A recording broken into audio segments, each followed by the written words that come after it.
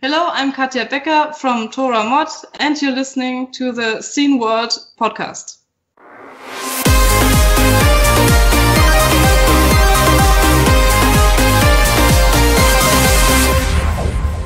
Hey all y'all, it's the Scene World podcast. I'm AJ. Hello. That's Jurg saying hello over there. Yes. How's it going? Good.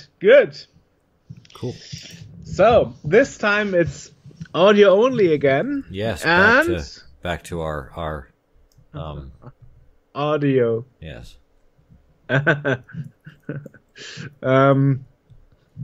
We are talking to Josh O's from Let's Encrypt. Woo. Yes, and we will learn today also, among other things, why it is important for us retro people. Mm-hmm. And in fact, prior to this recording, AJ and I just spoke about how well the Amiga handles secure socket layer. Yes. Yeah. Because no one can see it because we're in audio, but behind me, my Amiga 500 is attempting to display the Scene World webpage. Yeah. Well, but before we go into the interview, let's talk about news. News. Okay. So, do you have something you want to start? I don't have very much. I got two things that maybe I don't have two things. I've got one thing, which is that there's a new game that was released for the 64 called Old Tower. Oh, okay. So it actually looks really cool.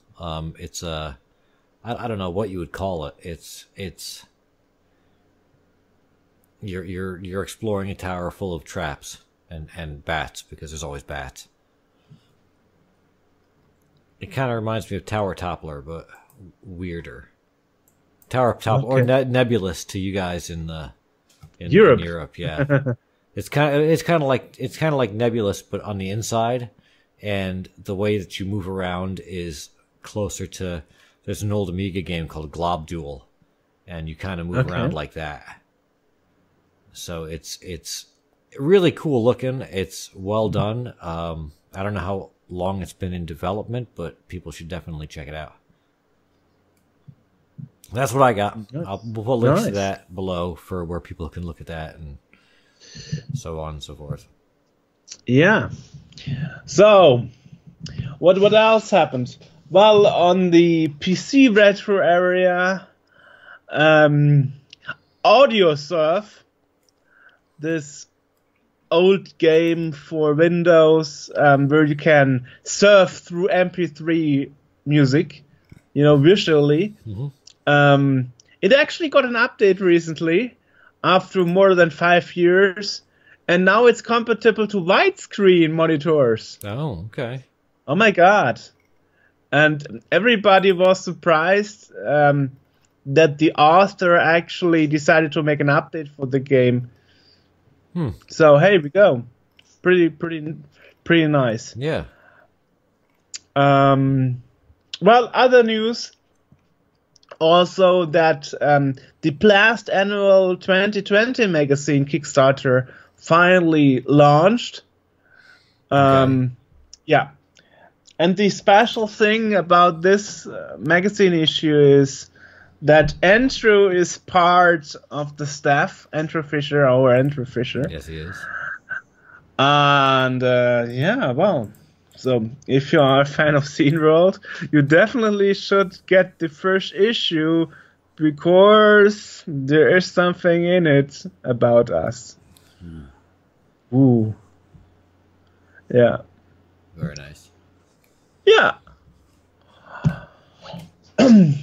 Well, and the other news is Ben Taylor, Pleasant Green almost got the money together for Chica Odery. Oh, yes. The woman from from Africa. Okay. He almost got the money together, so she can afford her, her surgery needed for her stomach. So that's pretty neat. Yeah. We had him a while back talking about African scammers and how he helps people and all that stuff. And it seems his community is pretty powerful when it comes to ordering books. Yeah. Because she drew her life in a pictures on an iPad and published it. Yeah. Right. So that's basically the news I've got. Oh yes. Well, in our Gamescom special, we also mentioned Contra. Mm-hmm. And now take a guess. How many euros does Contra currently cost on a Switch? Too many? No. Let's take a guess. 25. It's a Konami game. So 25. No. 17. Oh, okay. Yeah, it's not that off. Not that far off. Yeah, well that's the thing. It is one of the cheapest games for physical releases on the Switch right now. Yeah. And I really wonder if the price drops so much because nobody buys it. Yeah. And if you look on German Amazon, the reviews saying the graphics are crap, which of course is not so easy to say because the Switch is not a very powerful platform in the first place. That's right. But hey, they mentioned to put Wolfenstein 2 on it on Doom. So anyway. As you know, guys, Martin, Aman, and I, we were at the presentation in the business area from Konami showing Contra, and I have to say, I liked it quite a lot. And to me, it looked like a full price game, so I'm a bit surprised it ended up being a budget game right now. And being one of the cheaper Switch games. And we are not talking about a discounted game from the store. No, we are talking about freshly bought from Amazon, physical, on a game card. So that really surprised me. And I seriously hope that this unsuccessful or not so successful release won't mean for Konami that they will stop their efforts in the retro IP era. Because there's too much there to milk. Well, it's their first attempt. Yeah. Yeah. And I hope they will not be unmotivated to try again. Because I like that. Because you know it yourself. 10 years ago, everybody was like, who cares about the IPs from the 80s and 90s? It's not worth making a successor for that games. And hey, I mean, we talked to people making a new Equinox, a game from the 90s on DOS machines, or like I said, just this Contra, which is an NES game originally. Right. So, yeah. And I really like this, the way this is going, and, well, I hope it's not the end. So anyway, because I remember 5 years ago when we first were in touch with Konami, they were like, we will not talk about our old stuff, about retro whatsoever. So, yeah. You know, it really kind of surprises me, too. You're talking about, how just a couple of years ago people weren't really interested in the IPs from the 80s and 90s and whatnot. I've been invited to a couple of retro computing groups on Facebook, and I've discovered that one of the things that people are doing now is they're fixing up and setting up like Windows 98 machines. I know DOS retro is a thing now. Yeah, I know. I guess that it is retro, but still, like Windows 98. Like Windows 98 wasn't good even in 98. I know, it crashed a lot. Blue screen were famous. But also the thing is that, like, on a standard Windows 10 system, you can still run most of the software that ran on it 98, right? No, you can't, because 32 is still working on 64, but but a lot of games that were running on Windows 95 and 98 were still 16-bit. Okay. And those games will not run because 16-bit core has been removed from the 64-bit operating systems entirely. Yes, entirely. But a lot of these people, they're not putting games on there. They're using it. They're setting it up and getting it ready to like go online and stuff. Okay, no, that's just. I'm talking about the retro Windows / DOS gamers. That makes more sense. Yes. Yeah. But just for general everyday use, there was a big thing about someone trying to hook up a parallel printer to their Windows 98 box. And it was like, first off, like, why? I guess everyone's got their retro, but it feels, I don't know, to me, a Windows 98 machine doesn't feel as retro as it feels just like, an old computer that isn't very good. Well, it does for me because that is how my PC career started. I started out with a DOS machine and Windows 3.1. Mm-hmm. One of my plans this summer is to make an 386 and a Pentium both ready. Oh, really? With DOS and Windows 98. Interesting. That are my plans for the summer. Yeah. I got the machines. I got the hardware in pieces laying around. I got the software still from back in the day, original licenses and so on. I just need to put it all together again. Okay. And I even got a CRT PC screen that I used back in the day. So it's all here. It's all in my flat. But okay. Yeah. Okay. Well. There you go. Well, I even have a video from the laptop. Yeah, I guess it's all just a matter of what you remember. I'm messing with this old Amiga because I have no.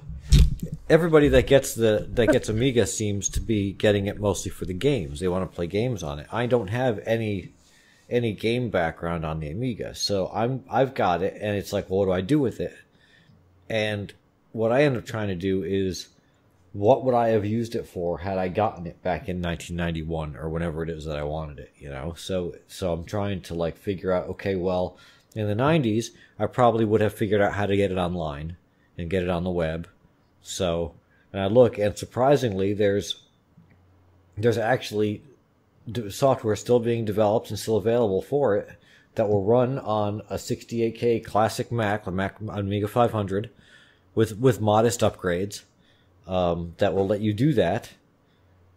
And I haven't gotten a printer for it yet. That's my next goal. And a decent word processor. I cannot find for the life of me. I got WordPerfect, and I'm not really thrilled with that on the Amiga. No. I mean, on the C64, I've got plenty of word processors. That I'm fine with. On the Amiga, I have not found one that I really like. Isn't there GEOS on the Amiga too? No. Come on, there's GEOS on the PC. There must be GEOS on the Amiga. No, there was Amiga's got its own workbench. It's the closest thing you're gonna get. I don't think it's got GEOS. Wait.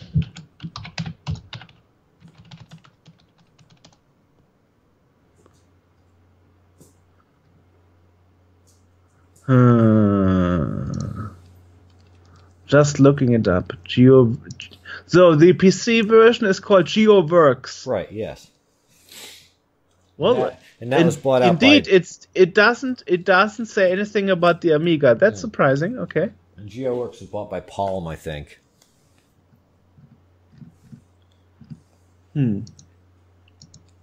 Okay. Yeah. So GeoS wasn't a thing on the Amiga. No. Okay. No. And because it contains a pretty decent word processing. It does. Program.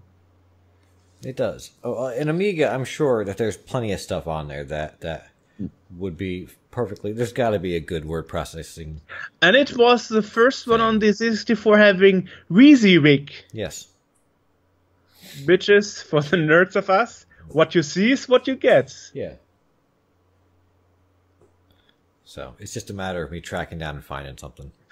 Ask somebody who is a computer expert in his 20s, what is WYSIWYG? They were like, WYSIWYG? No idea. Yeah.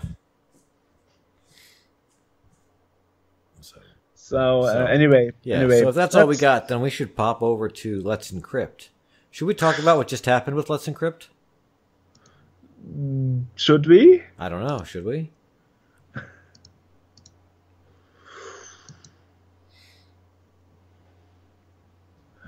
Well, what do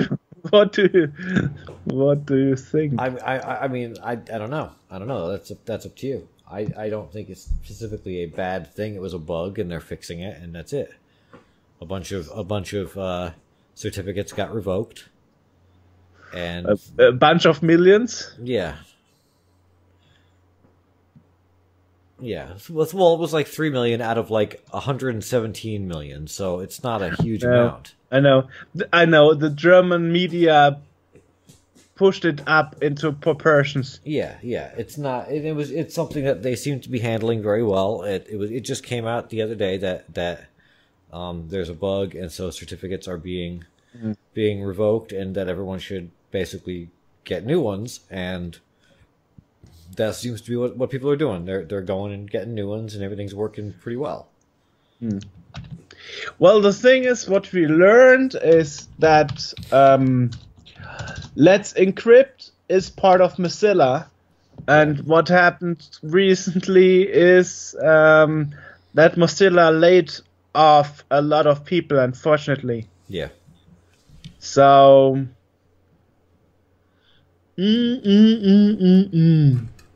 Things happen. I don't know if this has something to do with it.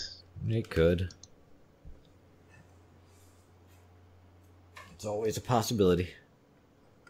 Yeah, but we should also mention that Josh Aus is also one of the founders of Let's Encrypt. Yes. Yeah. So he's a key person. Yeah. Well, let's go and talk to him rather than talking about them. Okay, let's do it. Okay. So we are talking today with Josh Aus from Let's Encrypt. How are you, sir? Welcome to the podcast. Great. Thanks for having me. Wonderful. So, first of all, I guess let's start with the usual common thing. How did you get into tech and stuff? I started building websites when I was in high school and got pretty into the browser wars, I guess, back in the Internet Explorer versus, Mozilla Netscape stuff, and got really into the Mozilla community. I ended up working for Mozilla after college, and that's basically, in a nutshell, how I got in there. Was there ever a winner of the browser wars? I think the winners are always temporary, Yeah.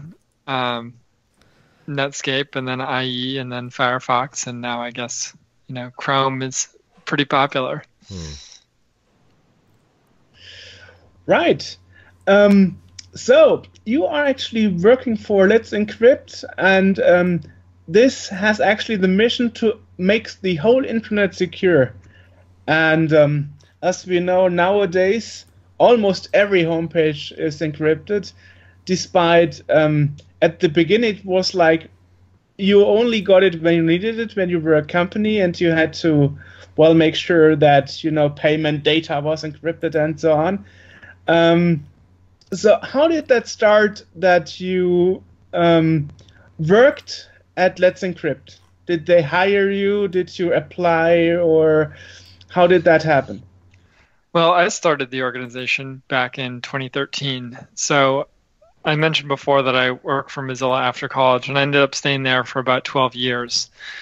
And one thing that I did there in the later years was run Mozilla's networking group.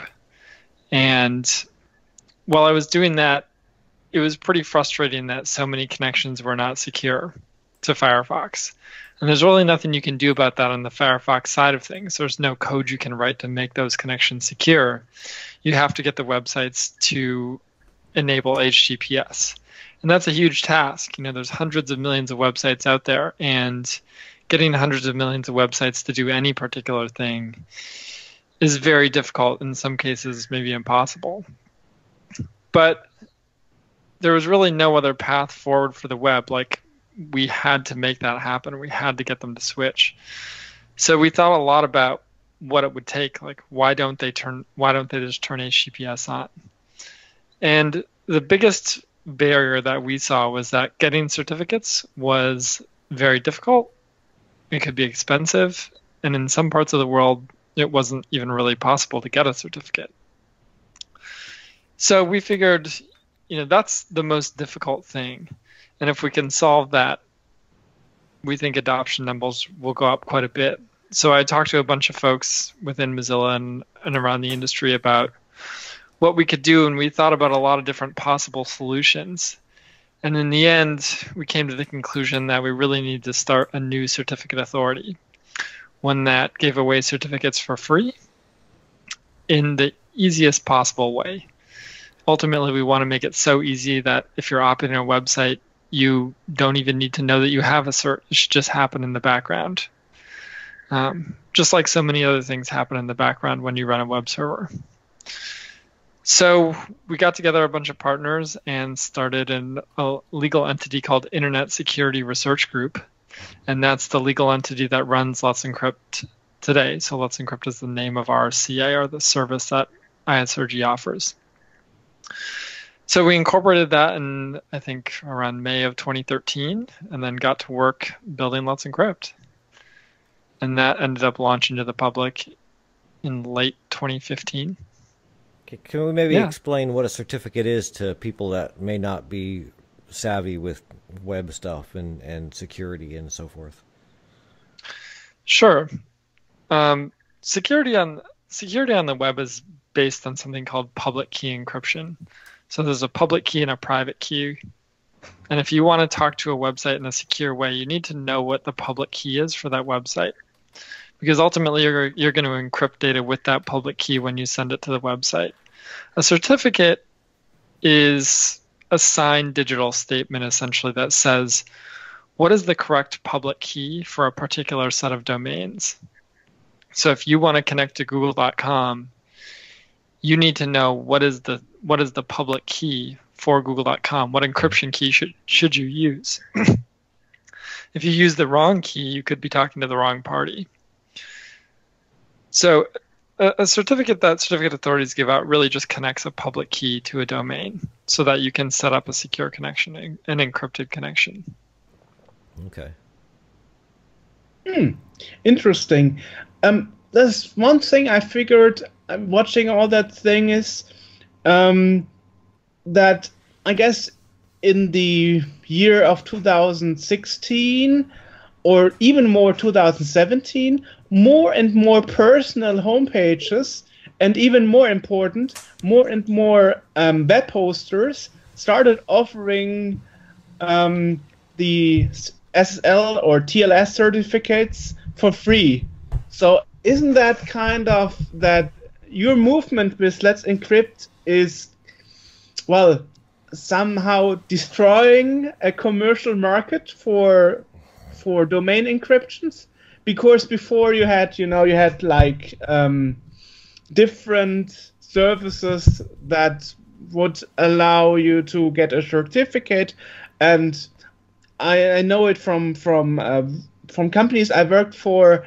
Those costed $100 a year or something, as you mentioned earlier, it was quite expansive.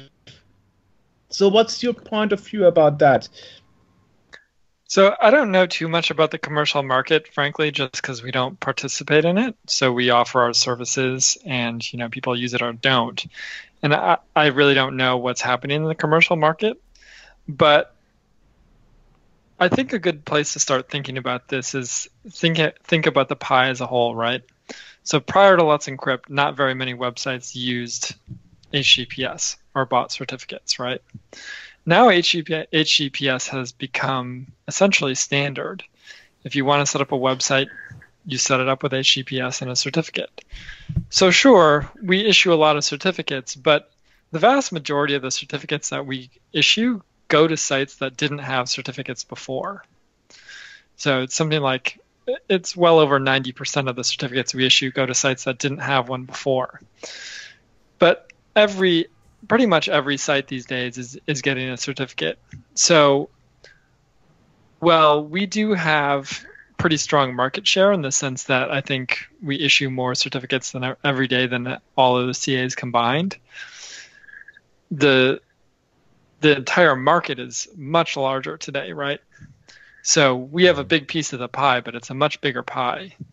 I was just going to say one thing that I noticed particularly was you started to be very active on Twitter, and also at the same time I noticed, at least in Germany, a lot of media got attention from Let's Encrypt. So I guess the first starting point was for you to get everybody know you. Yeah. So we want people to know what we do for a few different reasons. We want people, first of all, to know that we're there as a resource. So that if you're setting up a website, you don't think to yourself, oh, getting a certificate is so difficult, I'm not going to do it.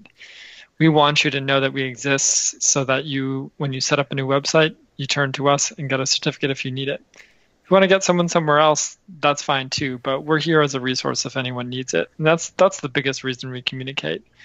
The second reason is that we are a nonprofit. So we're a US-based public benefit entity. And that means that, we don't charge for what we do, so we need sponsors and we need people to support us. So we think we provide a ton of value to the web. I mean, imagine what the price tag would be. Like 10 years ago, if you said, what would it be worth to the world to secure the vast majority of the web with HTTPS? What's the price tag on that, right? Mm-hmm. It's huge. It's worth a ton. So we try to provide a lot of value to the web and everybody who uses it. And in exchange, we need a small amount of money to keep running. For us, that's about $3.5–4 million a year these days. And we think that's pretty efficient. So we do need people to give back to help keep this service running. So that's another reason that we're active in talking about what we do. I have to admit, as I'm not a web hoster myself, I'm not totally into the process of getting one. But I think I have read that you're working kind of different, because normally in the commercial market, you get a certificate and then it's valid for a year. But you kind of require the web service to run a script that would refresh the script every 3 months, something like that? Yeah, so our service does operate a bit differently than most other CAs. So first of all, we're very focused on ease of use. In the world of security and encryption and things like that, ease of use is really the most important factor. It doesn't matter how good your encryption is or how fancy your security system is if people can't figure out how to use it properly. So we're very focused on ease of use. And we talked a little bit before about how certificates are free, and part of the reason that they're free is not so much about the money. The reason they're free is so that it doesn't need to be a billing interaction. In the ideal world, you would start a web server and the web server would just go get a certificate in the background, install it, and use it. And if we require you to do anything, such as, go find a credit card, things like that, that automation and that user experience takes a big hit. So we're very focused on ease of use, and that leads us to automation. We don't want people to have to do anything manually with regards to getting a certificate. Your software should be set up to do it properly for you. And if you're doing it in an automated way, there's fewer mistakes, and you don't need to worry about how long the lifetime of a certificate is. The reason that we make shorter lifetime certificates, 90 days, and we recommend that you renew every 60 days, is that it's much better for security. So once a certificate is issued, you can revoke it if you have a security problem, but revocation doesn't work that well. You can essentially consider it to be valid until it's expired. So if you have a major security problem like Heartbleed, if you can recall Heartbleed, where it was a major vulnerability where people leaked a lot of private keys on their web servers. Right. If you had a 1, 2, 3 year certificate, that certificate can essentially be used until it's expired with your stolen keys. And that's not a good situation. It's much better to have shorter lifetimes and renew on those shorter lifetimes so that in the worst possible case, your cert is out of circulation in 90 days. And if you're running your system in an automated way so that you're not the one manually renewing it, it shouldn't matter how often you renew it, right? If it's automated, you could renew it every week and it doesn't matter to you because it just happens automatically. So we're very focused on automation, primarily for ease of use and secondarily for security reasons. You mentioned that the ease of use is important, but in the real world, isn't it like as an owner of a homepage, I ask my provider to get the certificate? Yeah, it depends on how you're running your website. If you're running your website yourself and you're administering the server, then you would use some software to get a certificate directly from us. Probably the majority of certificates that we issue to are to hosting providers. So you set up a hosting provider account with somebody and then they get a certificate on your behalf. So there's a huge number of large hosting providers out there that use Let's Encrypt. So that's probably the way that most people experience using our service. And is there a risk that the money will go away at some point? You say you are depending on donations. And isn't that implying a risk that at some point Let's Encrypt as a service could stop? I don't think it's really any different than a commercial entity, right? For any organization out there, sure, there's a possibility that they run out of money, whether they're a nonprofit or not. In this case, like I said, we provide a ton of value for the money that we consume. And lots of people involved in the web and how it works recognize that. So we have a really strong set of sponsors, I think more than 75 right now. So most of our money comes from corporate sponsors. And those are sort of in 3 tiers, platinum, gold, and silver. And, those sponsors really know what we're bringing to the table here, and they're happy to help keep the service running. After that, we do get some grants, and then we get some individual donations, and that's just individuals, giving $5, $100, something like that. And it all comes together to provide everything we need to run this service. But I'm not very concerned about this going away. I think, like I said, the value we provide for how little it takes to run the service is something that people are always going to be willing to help keep it going. Mm-hmm. You mentioned at the beginning that before Let's Encrypt, in some part of the world, it wasn't even possible to get a certificate for encrypted homepages. Do you have any numbers or examples? Yeah, so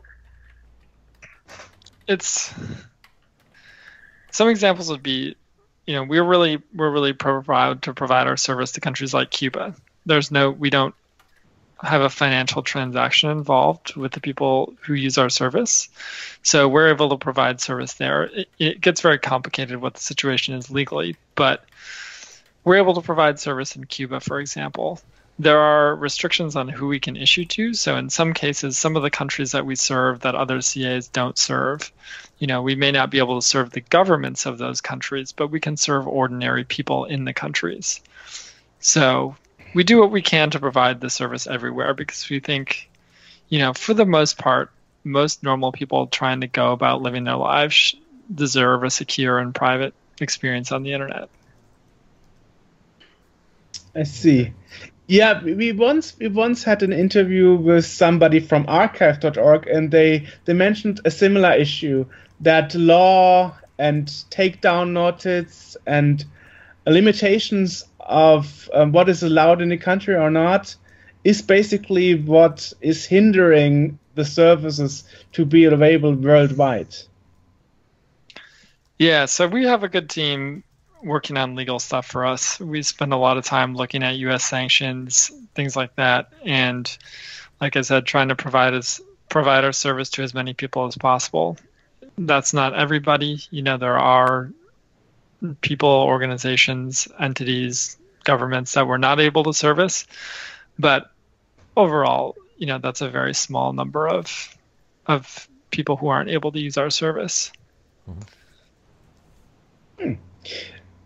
So, is there anything else you are planning right now to push it further, like the next big step, or are you already happy with how it turned out, with the quick growing of secure web pages? Well, we're not done yet. There's still a good chunk of the web that has, yet to be secured. So when we talk about how much progress we've made, you can look at some graphs at let'sencrypt.org/stats. And right now, we think a lot about the statistic called percentage of web pages loaded. So we want to know, every time you load a page, is it HTTPS or not? So we're not talking about different websites. We're talking about every time you load a particular page. Mm-hmm. So the percentage of page loads that use HTTPS. Globally, that's around 80% right now. So 20% of all page loads around the world are still not using HTTPS. So we're always trying to figure out how to get those websites switched over. There can be all sorts of issues there. It can be about, maybe the software ecosystem has some holes in it. We need to figure out and make sure they have the tools they need. Maybe we just need to, pressure them to do the work and get it done. There's lots of reasons, but we've still got 20% of the web globally, or 20% of page loads globally, that are not using HTTPS today. So we'd like to get that done. We're always looking for ways to move the certificate authority ecosystem forward.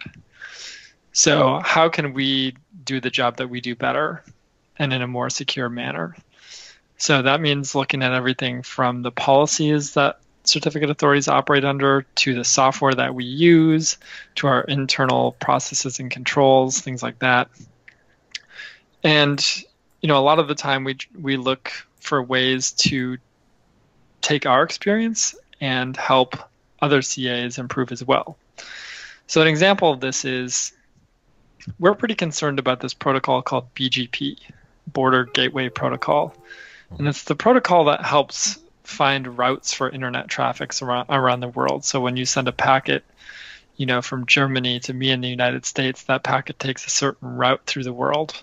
And BGP determines a lot about what route it takes. And there's a type of attack called a Bgp hijack, where you can essentially route traffic in malicious ways. So we're concerned about that for the web in general, but as it applies to certificate authorities, it's particularly dangerous because validation traffic for certificates can get rerouted. So we're trying to figure out, how can CAs protect themselves better against BGP attacks in the future? Now, luckily, BGP is not a very well-known protocol. There aren't a lot of attackers, looking to attack there, but it's growing. And so we're doing some research around that, including with some academic institutions like Princeton, and trying to figure out, how can we perform our certificate validation in such a way that BGP hijacks are difficult to affect us with.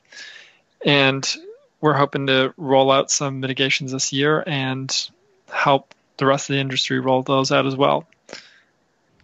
I think I've read about that a few years ago, that some Indians were able to generate fake certificates, and then Google tried to block them from Chrome of accepting them and so on. Especially in the last years, there were a lot of fights which authorities would be still accepted or not. Kind of a war in a way. I found this pretty strange. I always thought, like, okay, there's not much difference, but it seems there is.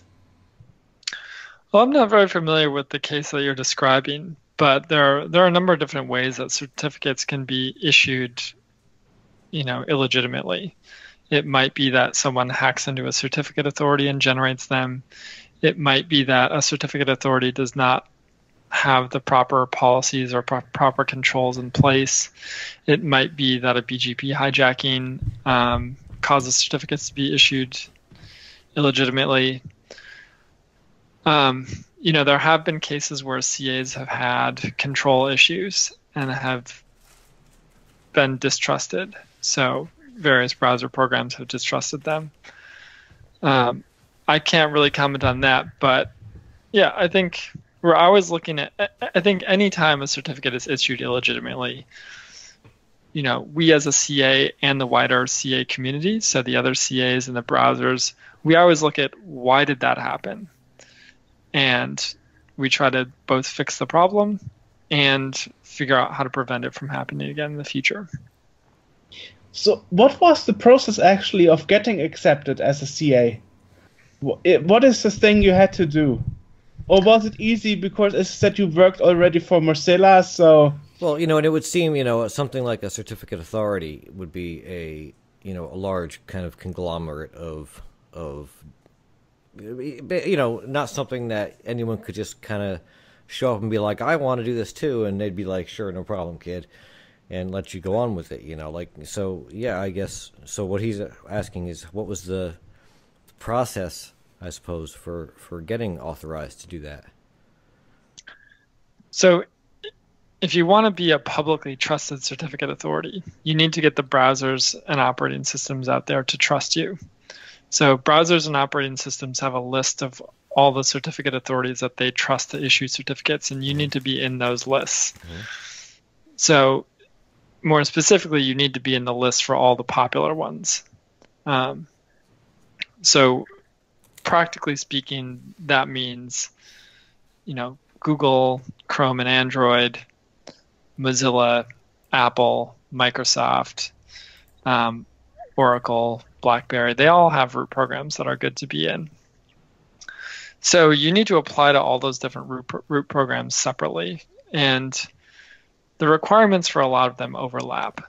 So the most important requirement is that you pass something called a Web Trust Audit, which is where you hire auditors to come in and look at how your certificate authority operates against a set of criteria called Web Trust Principles. And then they'll issue a report about whether you're properly complying with those principles. So root programs are definitely going to want that report, and they'll probably also want some other information. And then, so you get all these applications together. You essentially want to demonstrate that you are a responsible CA that can be trusted. And then you submit those applications. And, some things might get approved relatively quickly. Some can take years.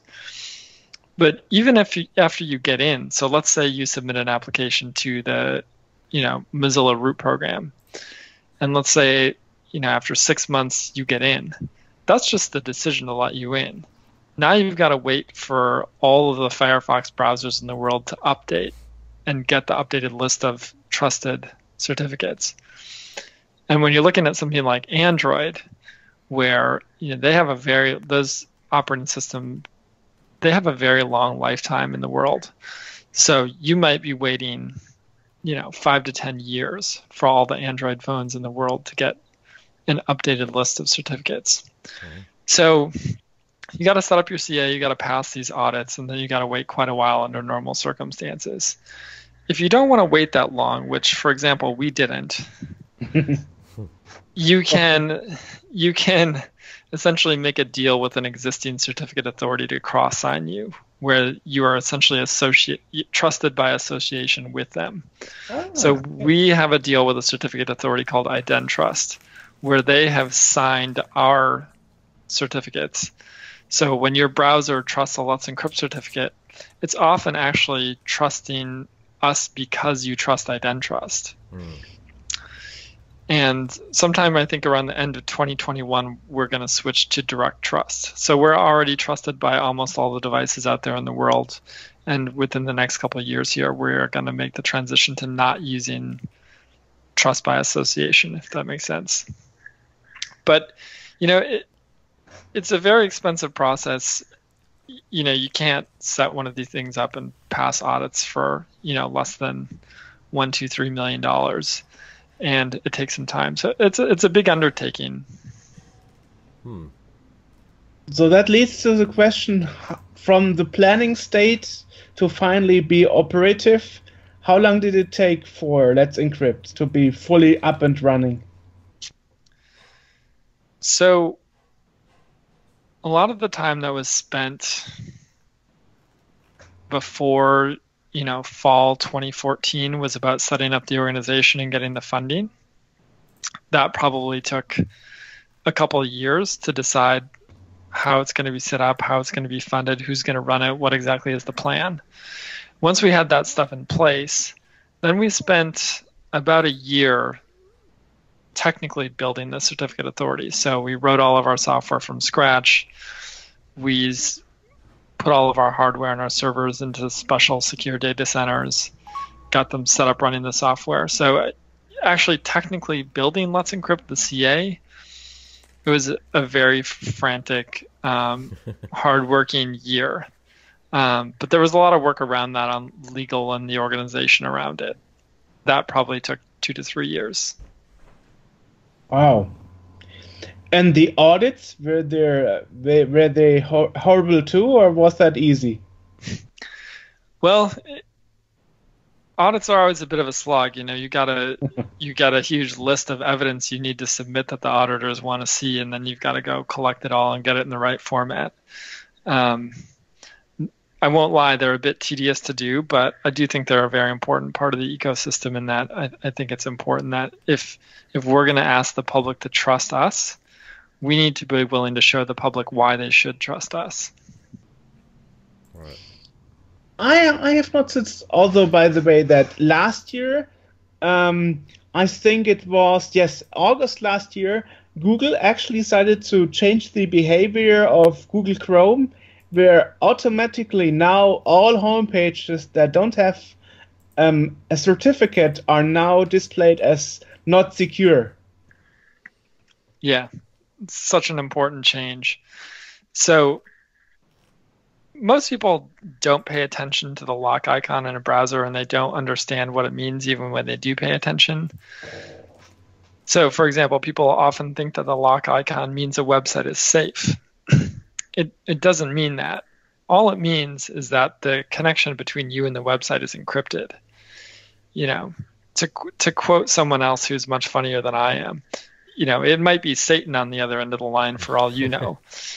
It just means you're having an encrypted conversation with Satan, right? So it doesn't mean that websites are safe. It just means that you have a secure connection to them. So that lock icon is generally either ignored or misinterpreted.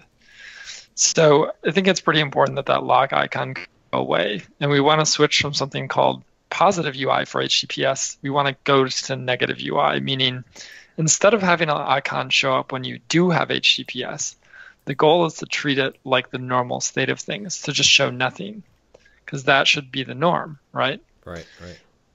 And the abnormal case is when you don't have HTTPS. And in that case, you want to show a warning. So that's where we'd like to go.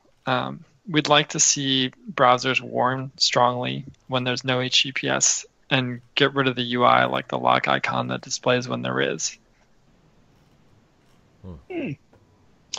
Actually, I have to admit, when we, with our SeamWorld homepage, when we switched to SSL like 2 years ago, we had a bit of a headache because some, links were still HTTP, especially the YouTube videos, and we would get constantly like warnings from the browser, and it took a bit of time and work to get this all running. So I guess maybe this is also the reason why some people say, oh, I don't want to bother correcting all those wrong, unsecure links to images or videos, so the warnings would go away. Yeah, so enabling HTTPS is not just about getting a certificate and flipping a switch on your server. There can be quite a lot of work that you have to do with content and links and things like that. And that's certainly why it took, especially some larger organizations, some time to make the switch. Mm-hmm. But that's why it's so important that browsers start display warnings when that's not done, because there needs to be an incentive for people to make the switch. When the browser shows nothing when you don't have HTTPS, that's not a big incentive to make the switch because it just looks like everything's fine to people. But a lot of organizations don't want to have a not secure sign displayed because they haven't made the switch. So it's an important way to encourage people to move to HTTPS. So when you're when moving to HTTPS, obviously as we've mentioned, a lot of sites have already done it and they're already secure, and security is really important, especially when you're doing things like if you're making purchases online or anything where kind of information can get sort of usurped or whatever. But why would you what would you tell someone that's got why would I need to have my crappy GeoCities page secure? What would that be? What's the importance of that for something minor like just a little website that someone makes where there's no transaction taking place, there's nothing, you're just looking at some text on a screen? Why is it important that this sort of thing also be secure? That's a good question, and the answer is that it's very important that it be secure. People forget that traffic that's not secure, not only can that be viewed by other parties along the network, but it can also be modified. So when you visit a web page that doesn't use HTTPS, you can't be sure that what you're seeing is what the server sent. So in the middle, a network operator or some person with the ability to modify network traffic can modify your web page, which doesn't have anything, to include something like ads or malware or cryptocurrency mining software, something like that. So it's not just about keeping information away from prying eyes. It's about preventing traffic from being modified. Mm-hmm. And any web page can be modified no matter how simple it is. So when you visit those web pages, you're at risk because you really don't know if the data you're receiving is the correct data. Okay. It's a dangerous place out there. It is. Actually, it's interesting. If I think now about it, was there any big company before Let's Encrypt that wasn't encrypted? I mean, if I think about large companies like Facebook, Google, and so on, I don't think there is, or there was, a big homepage that wasn't secure and is now. Maybe I'm wrong, but there's nothing particular in my mind right now. There are some that I remember even now they still aren't, and I can't tell you what they are off the top of my head, but there have been times where I've gone to a site and been like, really, this isn't secured? Yeah, so there are a lot of organizations that did take a while. So Google and Facebook, they were relatively quick to HTTPS. They're big organizations that know the risks and have a lot of technical expertise. Mm-hmm. But think about news sites, for example. People spend a lot of time visiting, news sites of various kinds, from local papers to major international news organizations.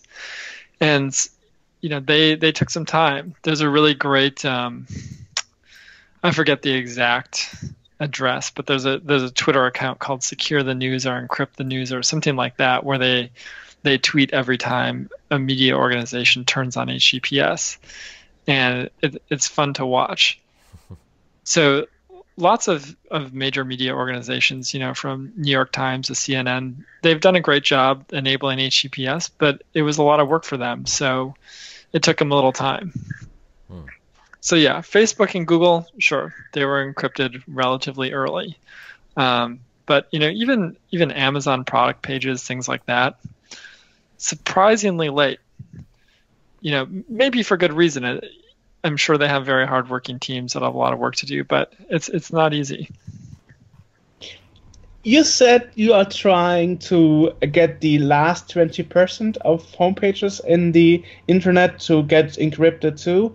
And you mentioned also you and your team are trying to help there if they can, but you don't officially have a support team that companies can turn to? Yeah, we don't officially have a support team. We help, I think, somewhere north of 180 million websites out there, and for us to provide direct manual support to that would be very difficult.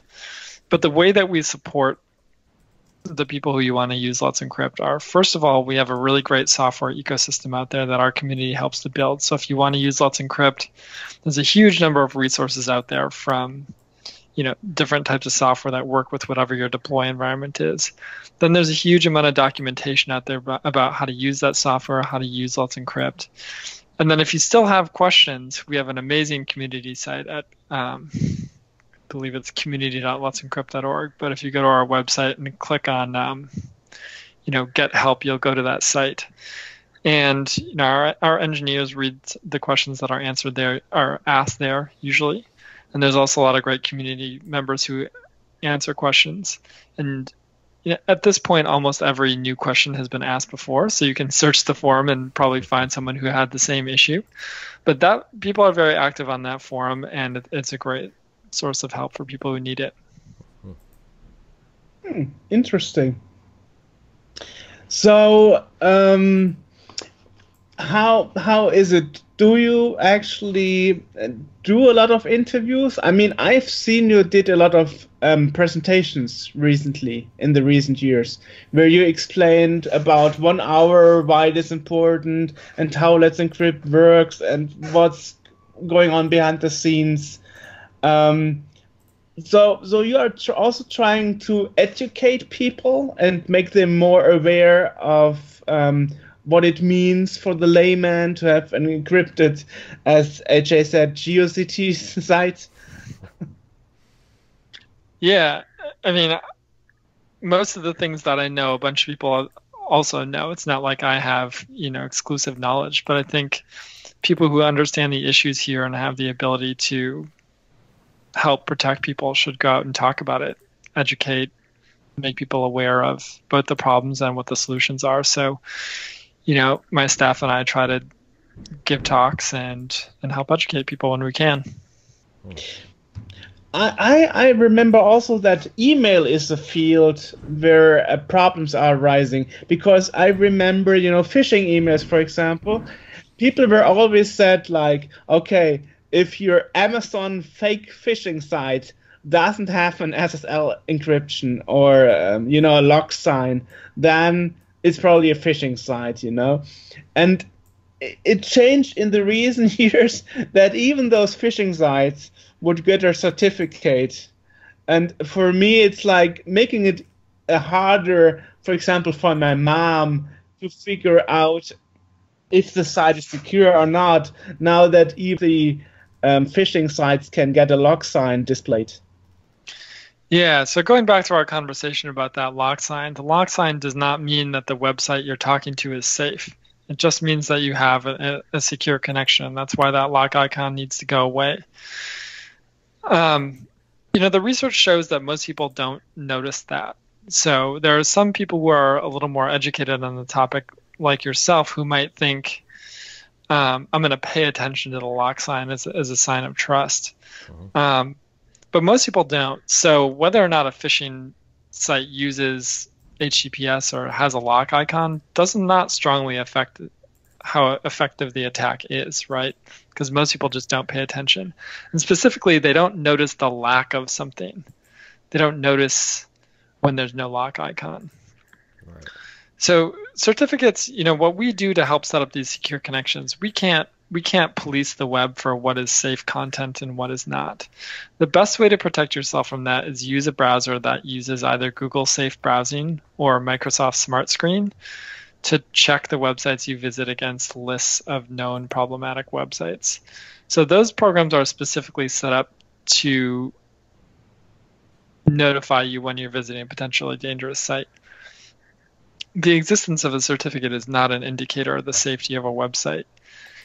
We don't have a way of knowing whether it's a malicious website or not. People might set up a website that's not malicious when it's set up and get a certificate for it, and then 2 hours later, change the website to start stealing credit card numbers. I mean, we just don't know that. There's no way for us to know. We're very focused on making sure that the connection is secure. It's not the whole picture, right? Being secure on the web means a lot of things. One of those things is HTTPS. We cannot solve all of those problems as Let's Encrypt.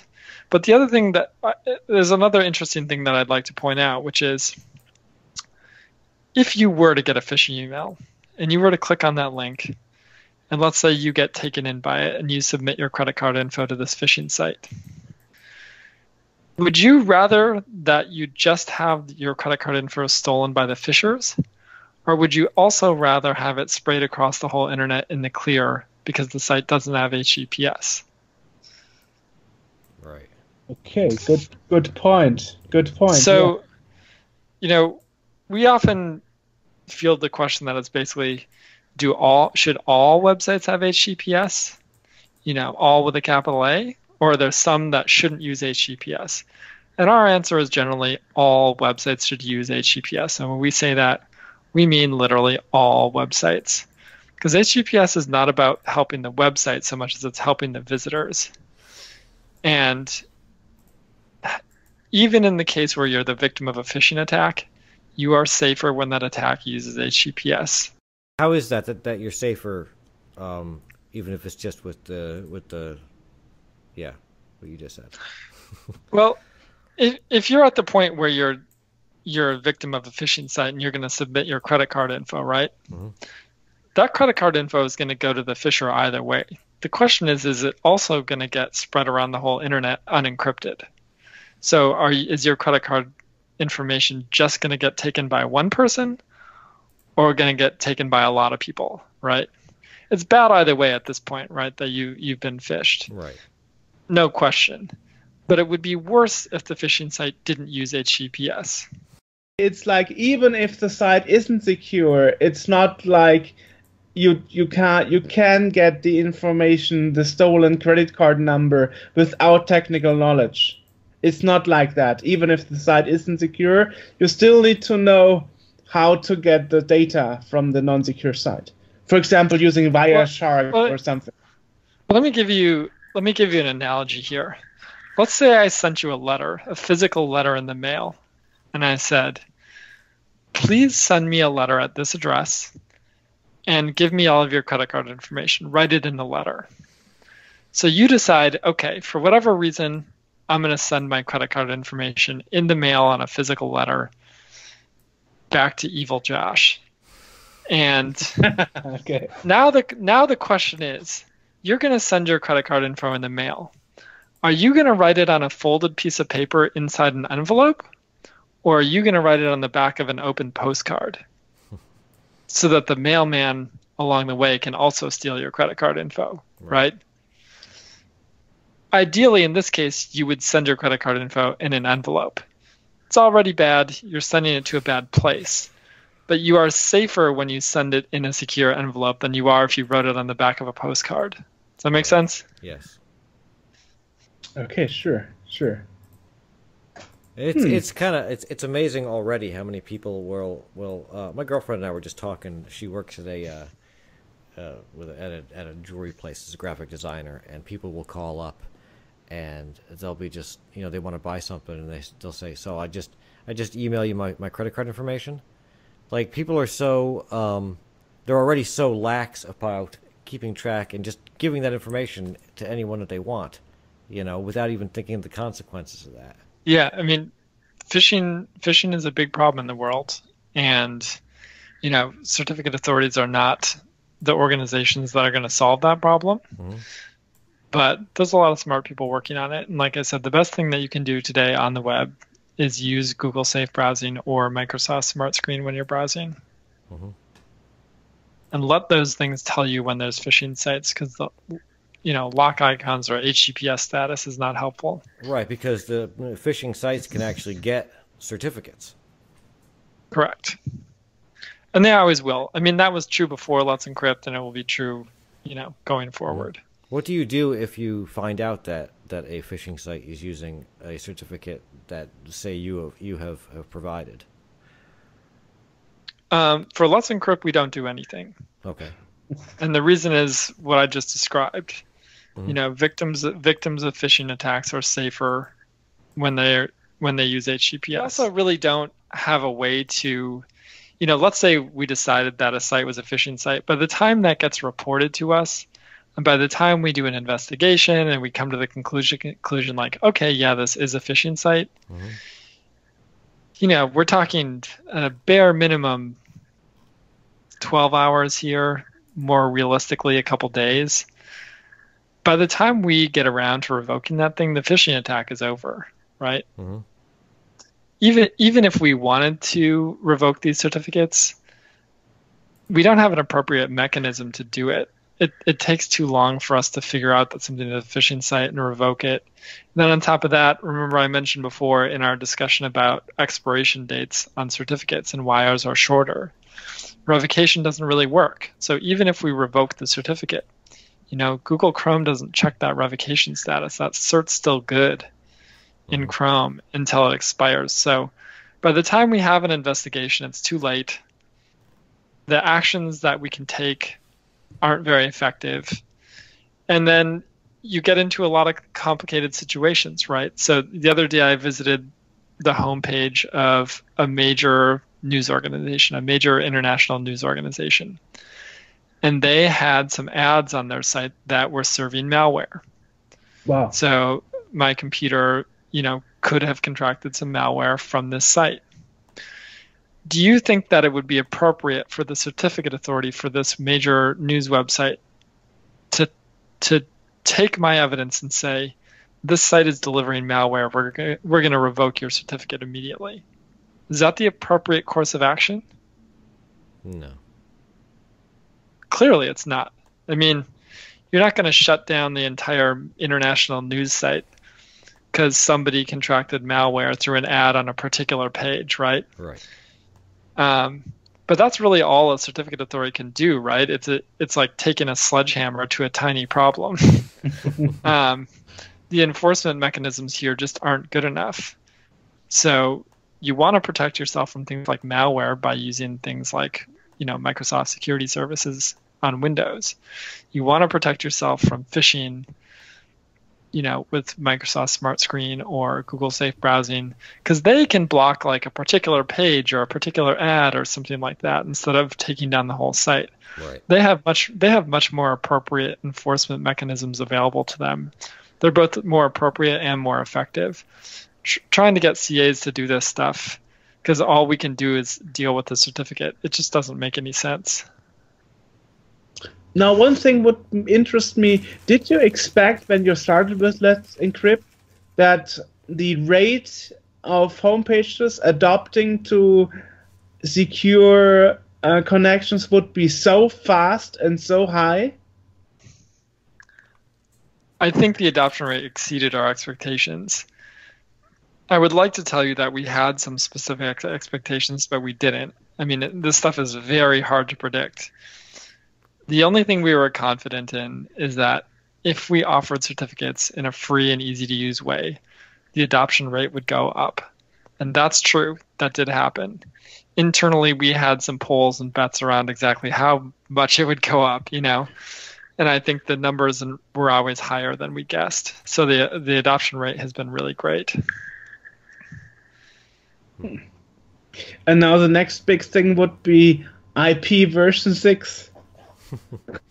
Well, we support IPv6 if people want to do that.